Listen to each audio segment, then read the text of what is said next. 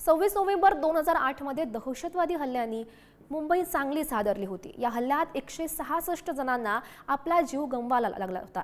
26/11 मुंबईत दहशतवादी हल्ल्याचा मास्टरमाइंड राणाला आता भारतात कसं आणलं, पुढे काय होणार बघूयात या संदर्भातला हा स्पेशल रिपोर्ट। भारताचा गुन्हेगार 26/11 मुंबईत दहशतवादी हल्ल्याचा मास्टरमाइंड तहव्वूर राणाला अखेर भारतात आणलं। कडेकोट सुरक्षेत राणाला थेट एनआयएच्या मुख्यालयात नेलं। तहव्वूर राणाला आणण्यासाठी एनआयए आणि गुप्तचर संस्था रॉ यांचं संयुक्त पथक अमेरिकेमध्ये गेलं होतं। एका विशेष विमानानं तहव्वूर राणाला भारतात आणलं। भारतात पोहोचताच एनआयएनं अधिकृतपणे त्याला अटक केली। राणाला बुलेट प्रूफ कारमधून एनआयए मुख्यालयात नेण्यात आलं। तहव्वूर राणाला दिल्लीतील तिहार तुरुंगात ठेवण्यात येईल। तहव्वूर राणासारख्या मास्टरमाइंडला खुल्या मैदानामध्ये आणून त्याला जाहीर लोकांच्या समोर पब्लिक मध्ये फाशी दिली पाहिजे। 16.5 वर्ष झाली। या 16.5 वर्षाच्या कालावधीमध्ये सगळ्या गोष्टी धुतल्या तांदळासारख्या समोर आलेल्या आहेत आणि त्यामुळे आता मात्र न्यायालयीन प्रक्रिया किंवा काय ज्या गोष्टी असतील त्याला विलंब नहीं झाला पाहिजे। तहव्वूर राणा को इंडिया ला रहे, ये बहुत बड़ी जीत है। 16 साल की ये जो लड़ाई है, इसमें हमारी एक और जीत हो रही है, तो ये बहुत बड़ी बात है। मैं यही अपील करूंगी कि तहव्वूर राणा को लेकर आ रहे उसे जल्द से जल्द एक इन्फॉर्मेशन निकाले एंड जो पाकिस्तान में अभी भी जो आतंकवाद छुप कर बैठी है उसके फेस सामने आए और उन्हें भी खत्म करें और तहव्वूर राणा को फांसी की सजा। 26 नोव्हेंबर 2008 मध्ये दहशतवादी हल्ल्याने मुंबई हादरली होती। या हल्ल्यात 166 जणांना आपला जीव गमवावा लागला होता। आता तहव्वूर ताब्यात आल्यानं मुंबईवरील हल्ल्याचा कट नेमका कसा रचला गेला याची माहिती तपास यंत्रणांना मिळणार आहे। मुंबईवरील 26/11 दहशतवादी हल्ला प्रकरणात दिल्लीत एनआयए कोर्टात खटला चालणार। एनआयए प्रमाणे रॉ गुप्तचर यंत्रणेची टीमही राणाची चौकशी करणार। मुंबई दहशतवादी हल्ल्यातील त्याचा सहभाग उघड करण्यास मदत होणार। मुंबईवर हल्ला कसा केला तहव्वूर राणाच्या तपासातून समोर येणार। राणाचा लष्कर ए तोयबा आणि पाकिस्तानी आयएसआयशी संबंध उघड होणार।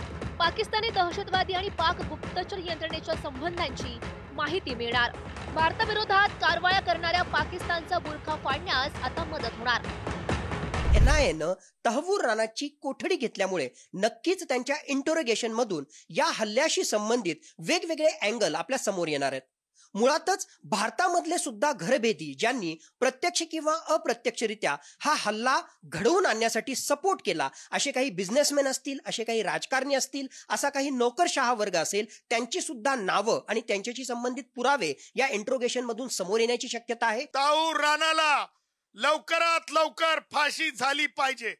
फाशी झाल्याच्या नंतर त्याची जी कबर आहे ती कबर असो की त्याचं इलेक्ट्रिक मधलं दहन करणं असो, अशांची कबर सुद्धा बांधण्यात येऊ नये। या तहव्वूर राणाची फाशी झाल्याच्या नंतर मला माझ्या हिंदुस्थानच्या भूमीमध्ये त्याची कबर नको, त्याला की नाही इलेक्ट्रिक मध्ये दहन करा। 26/11च्या दहशतवादी हल्ला प्रकरणी तहव्वूर राणाला 15 वर्षांपासून भारतात आणण्यासाठी प्रयत्न सुरू होते। भारतानं पुरेसे सक्षम पुरावे दिल्यानं अमेरिकन न्यायालयानं त्याला भारताच्या ताब्यात देण्यास परवानगी दिली होती। प्रत्यार्पणाला रोखण्यासाठीची राणाची याचिका सोमवारी अमेरिकेच्या सर्वोच्च न्यायालयानं फेटाळून लावली होती। त्यानंतर आता अखेर त्याला भारतात आणण्यात आलंय। पियुष गोयलला माझं आव्हान आहे, आधी कुलभूषण जाधवला घेऊन या आणि बाकीचे सगळे नीरव मोदी कंपनी आहे ना त्यांनाही घेऊन या। यांचं कसं आहे, ह्यांना कोणत्याही गोष्टीचा फेस्टिवल उत्सव करायची सवय लागली। लाया जा रहा है पर 15 साल अभी 12 साल क्यों लगे? केंद्र सरकार आके यहाँ पे बैठी है।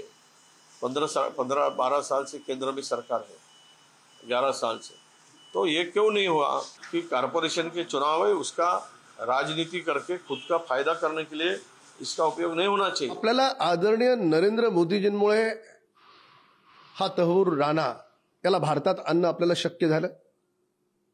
आतापर्यंत काँग्रेसचं सरकार एवढी वर्ष होतं, का नाही आणलं त्यांनी? कोणी अडवलं होतं त्यांना? कारण राजकीय इच्छाशक्तीच नव्हती। 26/11चा दहशतवादी हल्ला, मुंबईकरांची भयभीती खोल जखम। पाकिस्तानी दहशतवाद्यांनी समुद्री मार्गे मुंबईत येऊन निरपराध नागरिकांचं निर्घृण हत्याकांड घडवलं। 2008 मध्ये मुंबईवर झालेल्या हल्ल्यातील जखमा 17 वर्षांनंतरही ताज्या आहेत। त्यामुळे या कटाचा मास्टरमाइंड असलेल्या तहव्वूर राणाला शिक्षा कधी होणार याची प्रतीक्षा मुंबईकरांसह प्रत्येक भारतीयाला लागली आहे। ब्युरो रिपोर्ट, पुढारी न्यूज.